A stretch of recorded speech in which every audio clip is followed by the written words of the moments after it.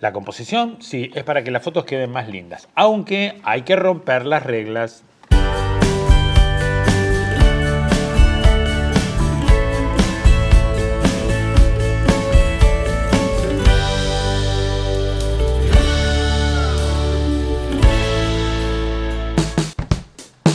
Bienvenido a una nueva charla de fotografía entre mate y mate. Y seguramente en más de una oportunidad has escuchado alguna cosa como el estilo de que la composición es para que la cosa quede más linda, y tenemos la regla de los tercios, y es muy aburrido todo eso, y tenemos que romper las reglas.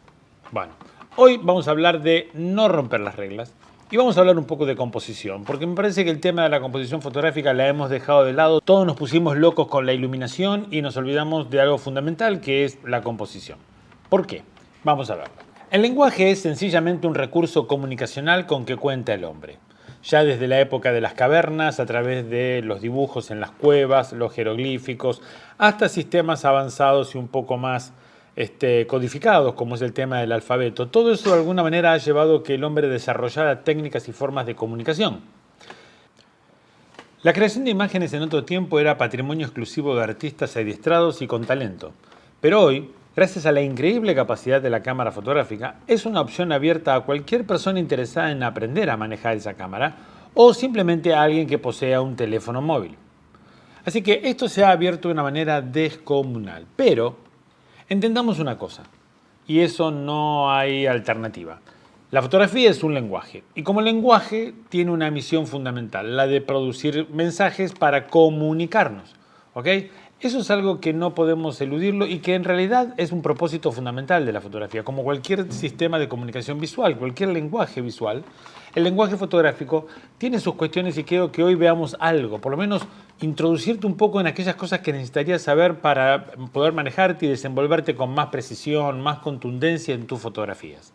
El lenguaje es un conjunto de normas compartidas que permiten a la gente expresar sus ideas de modo lógico, o sea, codificando, con una codificación. Bien, me interesa mucho esta definición cuando habla de expresar sus ideas de modo lógico, que sea comprensible. Cuando no estamos expresándonos de una manera lógica, cuando no lo hacemos de una manera coherente, cuando no codificamos correctamente las palabras, los términos, la entonación, o por lo menos cuando escribimos los signos de puntuación, todo ese tipo de cosas, hace que esa comunicación o ese expresar ideas de una manera lógica no sea tan lógica o no sea tan entendible, que es el problema que tienen muchos, ¿ok? Y entre nosotros vamos a decir algo, en realidad no hay mucho fotógrafo que, digamos, o mucho artista incomprensido en la fotografía hoy en día. Hay mucho fotógrafo que no sabe codificar, ese es un gran problema. Ahora, ¿qué es el lenguaje fotográfico?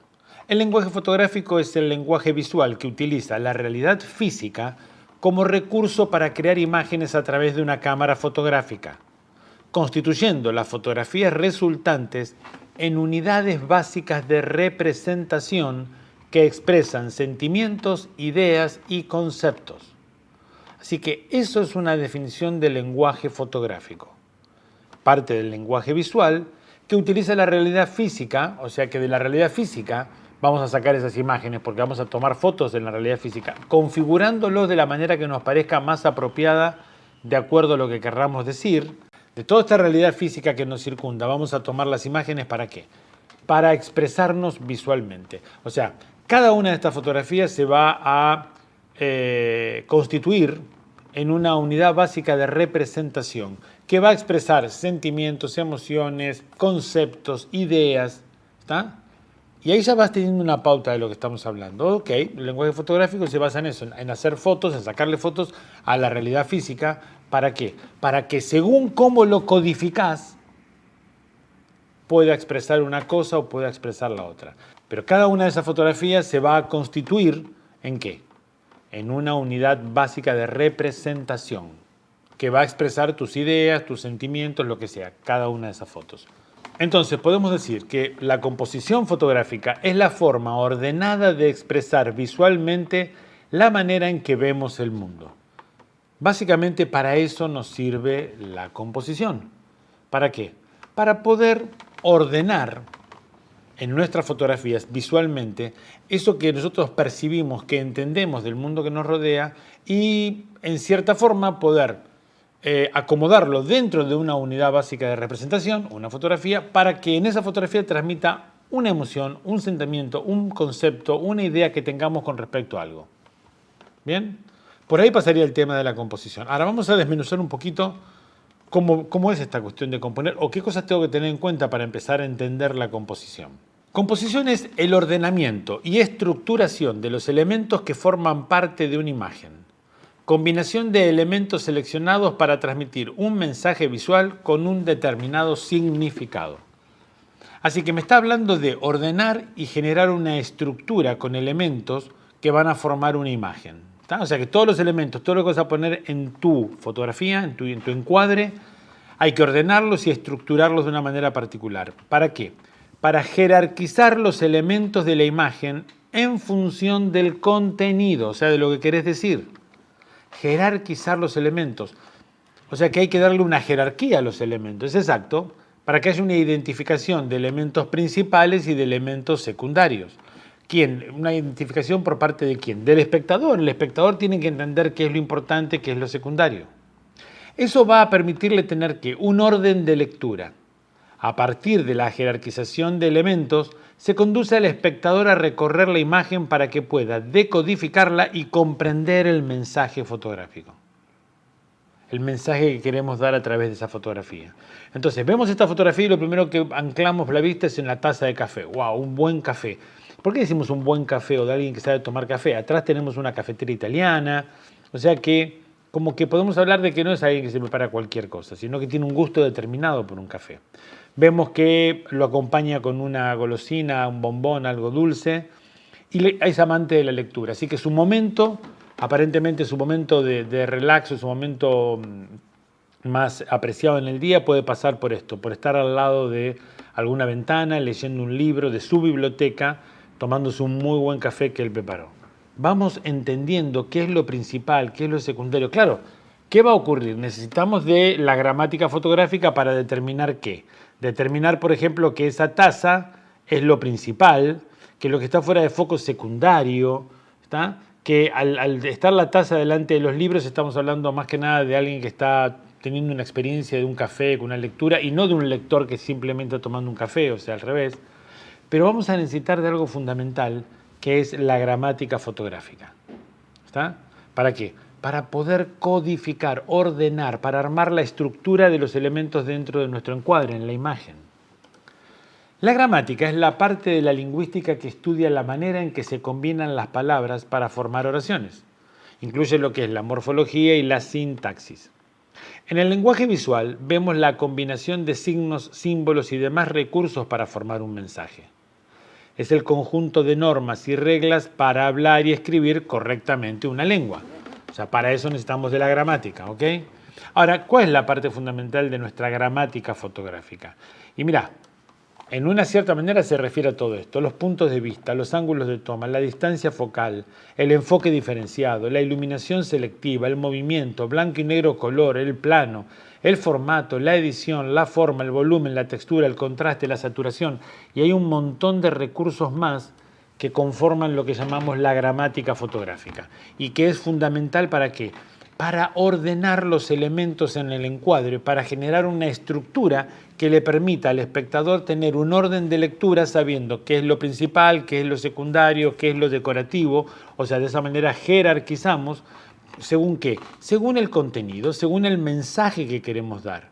En esa foto que acabamos de ver, si yo hubiese puesto una pila de libros por delante y el café más atrás desenfocado, estaríamos hablando más que nada de un gran lector en su momento de lectura y no de alguien que está pasando un momento agradable tomando un café, comiendo una golosina y acompañado por libros.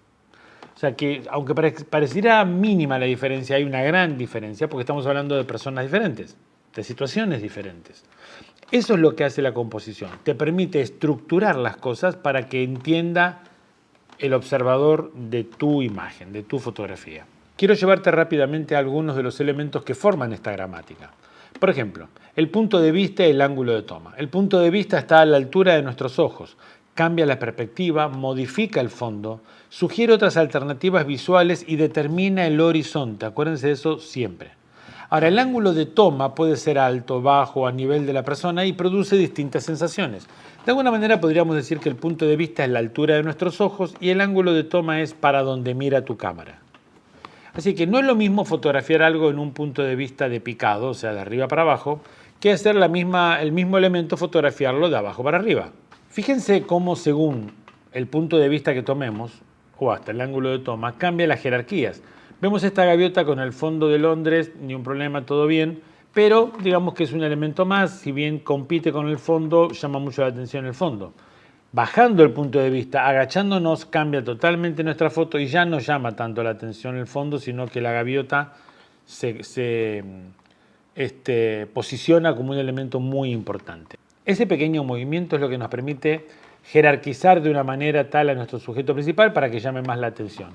En esta fotografía podemos ver que necesitaba esta cuestión de decir cómo el sujeto principal, que es el profesor de karate, está ahí de alguna manera compitiendo con ese fondo que es todo un decorado de kendo. ¿Okay?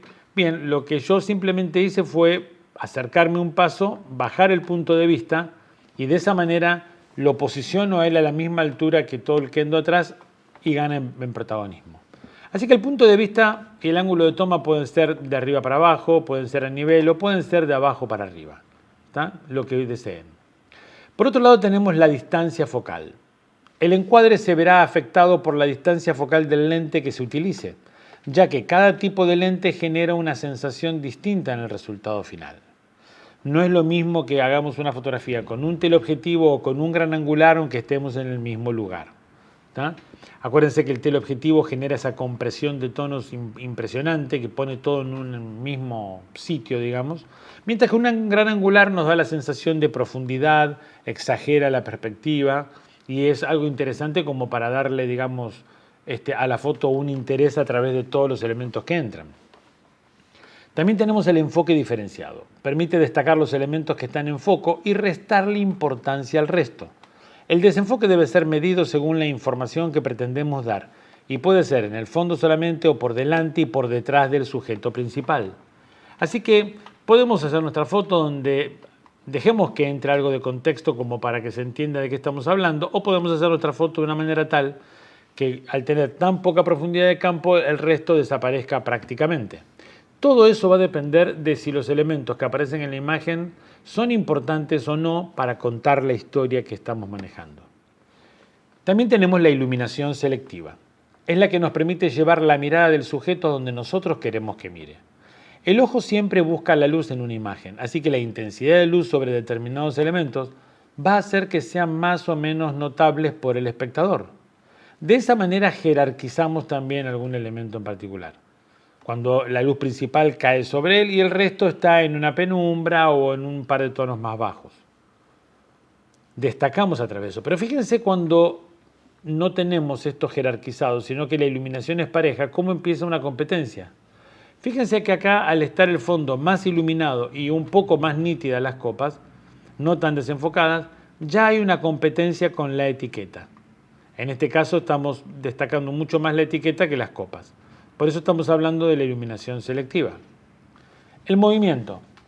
La representación del movimiento se da a través de congelarlo, desafiando las leyes de la gravedad, o produciendo barridos que dan la sensación de vértigo o movimiento representativo de distintas acciones.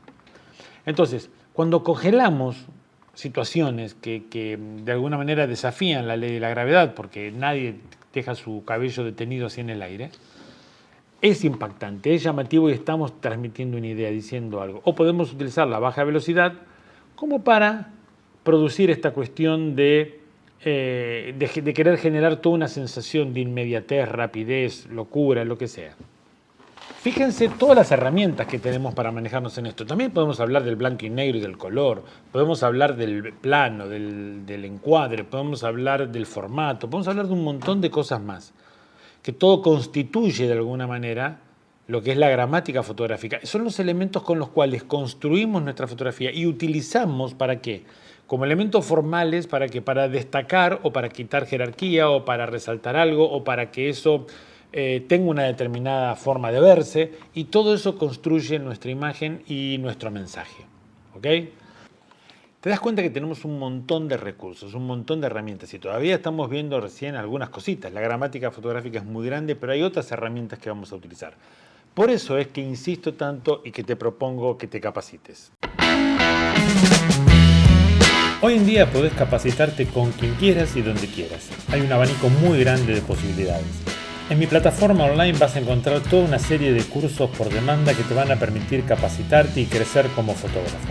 Tenés curso inicial, iluminación, composición, vas a tener talleres de retrato, de fotografía de producto, cursos de comercialización para fotógrafos profesionales, cursos sobre morfología, creatividad, usos creativos del flash, cursos básicos y avanzados, todo lo necesario para poder pasar al próximo nivel en tu calidad fotográfica. Ahora bien, algunos me dicen, está bien, perfecto, Gustavo, estamos de acuerdo con vos, esto que decís es muy interesante, pero ¿qué hacemos con la regla de los tercios? ¿Qué hacemos con el tema de las diagonales, de la mirada, del espacio negativo? Todos esos son tips, son ciertas, vamos a decir, ayudas que nos han dado durante mucho tiempo para resolver situaciones de una manera simple. Pero lo que tenemos que prestar atención y lo que es realmente importante saber es el equilibrio y la armonía. Que vamos a pegarle un vistazo por arriba nomás, porque eso también es muy profundo, fíjate. El equilibrio se define literalmente como el estado de un cuerpo cuando las fuerzas que actúan sobre él se compensan y anulan mutuamente, quedando estable. En la imagen ocurre exactamente lo mismo. Podemos traducirlo de la siguiente manera. Cuando un elemento dentro de un formato queda estable y armónico gracias a la compensación de fuerzas perceptuales a las que se somete. Así que se define literalmente como estamos viendo ahí el estado de un cuerpo cuando las fuerzas que actúan sobre él se compensan. Acordate del equilibrista que iba con su vara bien grande haciendo equilibrio, compensando las fuerzas en el alambre mientras cruzaba de una punta a la otra en el circo, ¿está? En la imagen ocurre exactamente lo mismo. Podemos traducirlo, dijimos recién, cuando un elemento dentro de un formato queda estable y armónico gracias a esa compensación de fuerzas.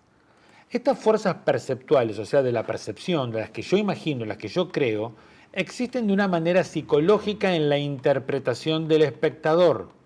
Ahí es donde tenemos que trabajar para insinuar y para que esas fuerzas perceptuales sean reconocidas por el espectador. Con ellas se interpretan atracciones y repulsiones como propiedades genuinas del formato y de los elementos que éste contiene. Así que hay atracciones, o sea que hay elementos que van a atraer. Tengo una compensación central con algo luminoso, lo blanco sabemos que llama la atención, pero hay atracciones, o sea que de alguna manera la percepción puede hacernos entender cuando interpretamos la imagen que hay elementos que apuntan hacia el sujeto principal, que nos llevan la mirada y que nos mantienen en él. Pero también estamos hablando de repulsiones, o sea, de tensiones, como en este caso que tenemos nuestro sujeto principal y hay como unas líneas que nos sacan la mirada y generan esa tensión que no necesariamente es mala, pero que en este caso una de las cosas que tiene como función es generar esta compensación o esta estabilidad, anularse mutuamente. Dijimos que estas fuerzas provienen de las propiedades genuinas de los elementos, donde el peso visual de los elementos y la dirección influyen especialmente en el sentido de equilibrio. Este es uno de los puntos, es uno de los elementos. También tenemos la fuerza del formato y hay más cosas, pero sí es interesante que vayas viendo de dónde viene todo esto que te hablaron de los tercios y todo eso.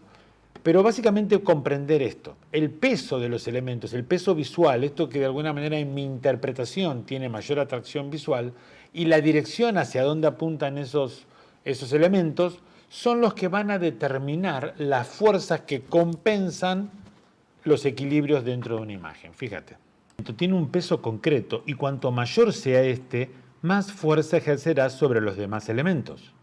El peso está definido por las siguientes razones. Fíjate. Tamaño. Cuanto mayor es el tamaño de un elemento, más peso tiene. ¿Está? O sea que el mayor tiene más fuerza de atracción visual, más peso. El color, los colores cálidos, oscuros y saturados pesan más que los fríos, claros y poco saturados. El contraste cromático. Cuanto mayor es el contraste del color del elemento principal respecto al color del fondo, más pesado es. Este contraste puede estar causado por saturación, tono o luminosidad, no solamente por el croma, sino también por las otras propiedades del color. Claro sobre oscuro. Los elementos de color claro sobre fondo oscuro pesan más que los elementos de colores oscuros sobre fondo claro. Aislamiento. Cuanto más aislado está un elemento, más peso tiene, porque más llama la atención. Forma. Cuanto más regular y geométrica sea la forma del elemento, más peso tiene que si fuera irregular. ¿Estamos? Interés intrínseco. En este caso el peso depende del espectador. Yo estoy mostrándote un retrato, pero si justo lo está viendo una persona que se dedica al tema de las hortalizas o las verduras, quizás centra más su atención en esas verduras que en la mujer. ¿Está? Y hay muchos más también elementos que llaman la atención. Pero quiero que te fijes ahora en la dirección. Porque acabamos de ver lo que es el tema del peso visual, de los elementos, cómo dentro de ese encuadre van a llamar más la atención o menos la atención. Cada elemento o combinación de elementos expresa una dirección concreta que repercute directamente sobre el equilibrio mediante la fuerza que ejerce visualmente. Y la dirección puede producirse por distintas razones. Fíjense en estos dos ejemplos. Tenemos la foto de este niño recibiendo su regalo de Navidad como un milagro, como una bendición del cielo, con esa luz que viene de arriba y baña todo lo que él tiene. O tenemos la imagen de este niño que está mirando abajo y se centra en su regalo y su regalo es algo maravilloso y los dos están en tiempo de Navidad y todo genial, pero la direccionalidad es distinta, la atención viene de forma distinta y eso nos da un mensaje diferente. Entonces, la direccionalidad es hacia donde nos guía la mirada de lo que estamos viendo y ahí necesitamos compensar con distintos elementos. Entonces, esa cuestión de la direccionalidad puede ser la atracción, por ejemplo. La dirección está definida mediante el peso que ejercen elementos cercanos al principal. La forma de los objetos puede expresar una dirección. Como podemos ver ahí, la pava o caldero, como llaman algunos, en algunos países, más la bombilla del mate, más el cuchillo, todo apunta hacia la izquierda donde están las tortas fritas. La temática, en este caso vuelve a entrar en juego la interpretación del espectador y su conocimiento sobre el elemento. El que sabe en un barco dónde está la popa y la proa tranquilamente puede reconocer hacia dónde iría ese barco. O el movimiento. La dirección del elemento se percibe a través de la interpretación del movimiento que éste expresa. En esta foto, ese tranvía podría estar yendo o viniendo. Lo que nos da la idea de que viene es el sujeto que está casi al borde a la derecha, que como vemos que está caminando y hacia dónde va, podemos inferir que todo se dirige hacia la derecha. ¿Te das cuenta la importancia que tiene esto de la direccionalidad, del tema de los pesos, del equilibrio, de cómo se configura todo esto, de cómo se maneja todo esto? ¿Por qué? Porque de alguna manera todo esto es lo que nos va a permitir a nosotros ¿qué? Construir nuestra foto con un sentido, con una direccionalidad, que el sujeto, el espectador mire para tal lado, mire para el otro, que ahí se encuentre con el sujeto principal, que ahí pasen tales o cuales cosas. Ahí vamos construyendo la imagen. Estamos nombrando cositas nada más. Hay muchísimo más todavía. Yo sé que algunos van a salir, pero no dijiste tal o cual cosa. Bueno, hermano, vamos de a poco. Pero bien, también dijimos que entraba en juego acá.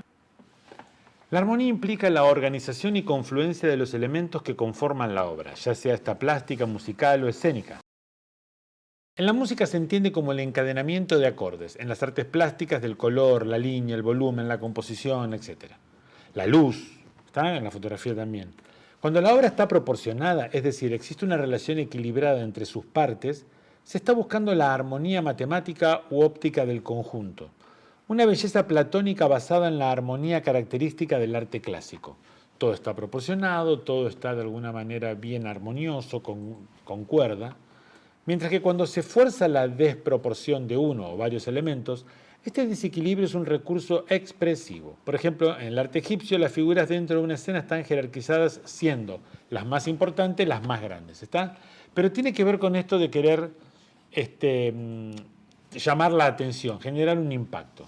Los elementos se acoplan estéticamente, no que estén dando la sensación de caos o conflicto, sino que sean agradables por su distribución y coherencia temática. Lo que nosotros pongamos en nuestra imagen, los elementos que armemos, que relacionemos, que generemos para ordenarlos de una manera que armemos una estructura, tienen que tener esta coherencia, tienen que de alguna manera ser homogéneos en el hecho de dar un mensaje relacionado, no cosas que no tengan nada que ver entre sí. En definitiva, el equilibrio hace que todo cambio en la imagen y su composición no parezca posible. O sea, todo adquiere un carácter de necesario para que la imagen funcione. Este no tiene por qué exigir simetría, ya que puede estar propiciado por la combinación de fuerzas, por este tipo de equilibrio que hemos hablado, de esta compensación. El desequilibrio produce el efecto de accidentalidad.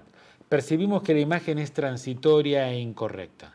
O sea que de alguna manera lo que estamos viendo con todo esto es que cuando la imagen está, digamos, bien compuesta, donde hay armonía y equilibrio, donde hay una relación de la fuerza, donde la mirada puede recorrer tranquilamente todos los elementos y encontrar el sentido, es mucho más fácil para el cerebro del espectador comprender el mensaje, o por lo menos tratar de encontrar un mensaje o una historia, o algo que le permita reflexionar o emocionarse o producirle alguna sensación. Ahora, cuando la imagen no está bien compuesta, es inentendible.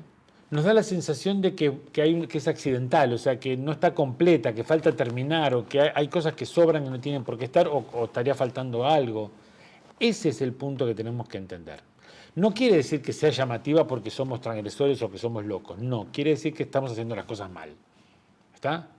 Entonces, la importancia, que quiero que entiendas en todo esto, la importancia de la composición, la importancia de poder organizar muy bien el mensaje, es para que el cerebro del espectador pueda comprender con mayor facilidad el mensaje que tenés para transmitir.